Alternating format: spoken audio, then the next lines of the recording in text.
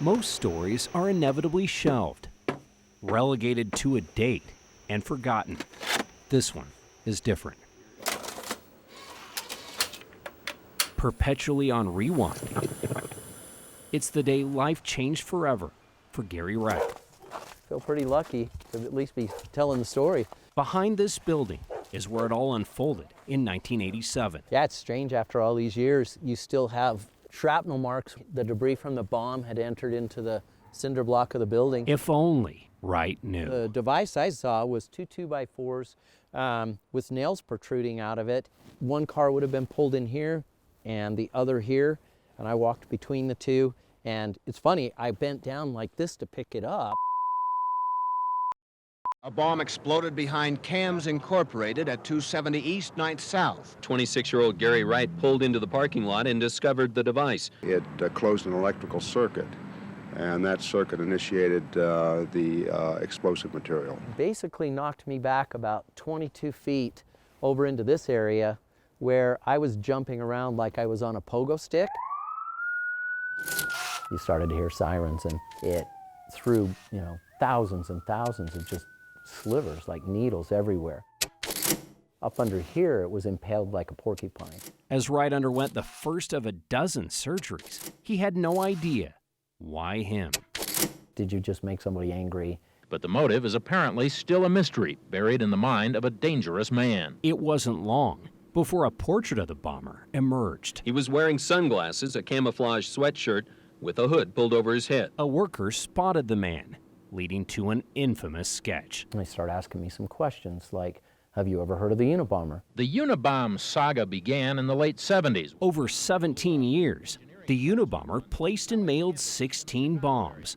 3 people died, 23 were injured. The bomber was frustrated with modern computerized society, and he was striking a blow for humanity in an over-mechanized world. And so that was the tie. My company's name at the time was CAMS, which was an acronym for Computer and Accounting Maintenance Service. After Wright fell victim, the anxiety wouldn't stop. There was this threat that he would come back, right? It was kind of like having eyes in the back of your head for a long time. It took me about 6 years to come to the point where I was figuring out what was I going to do with this. And I started to have this crazy conversation with this voice that I had heard when the bomb went off. You'll be all right. Just great big giant booming voice. Where does it come from? Who knows? You have to forgive and let this go. The FBI has searched the home of Ted Kaczynski in Lincoln, Montana. It was April 3rd, 1996, that marked a turning point. The man reportedly was turned in by a member of his family. I am the guy who turned in his own brother. Ted Kaczynski's brother, David, didn't just show investigators the way to the Unabomber. Yeah, the thing with David was really unexpected. So he just said, look, I call in, I'm David Kaczynski.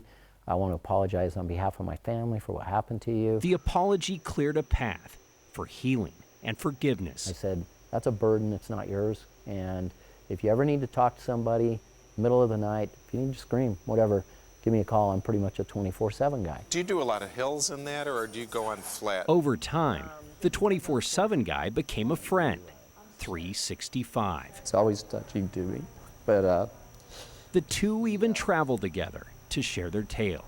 I said, you really don't have to carry that. Over the course of the years, I mean, we've spent thousands of miles behind a windshield together. I know that this friendship is for life, and we'll be there for each other if for as long as we're alive. We stay close. It's been a good relationship for both of us, I think.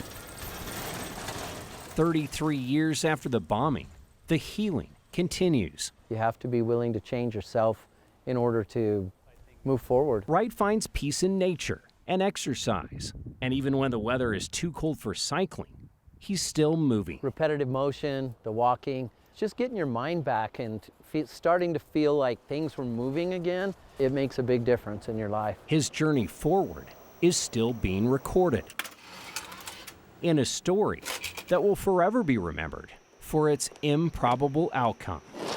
Andrew Adams, KSL 5 News.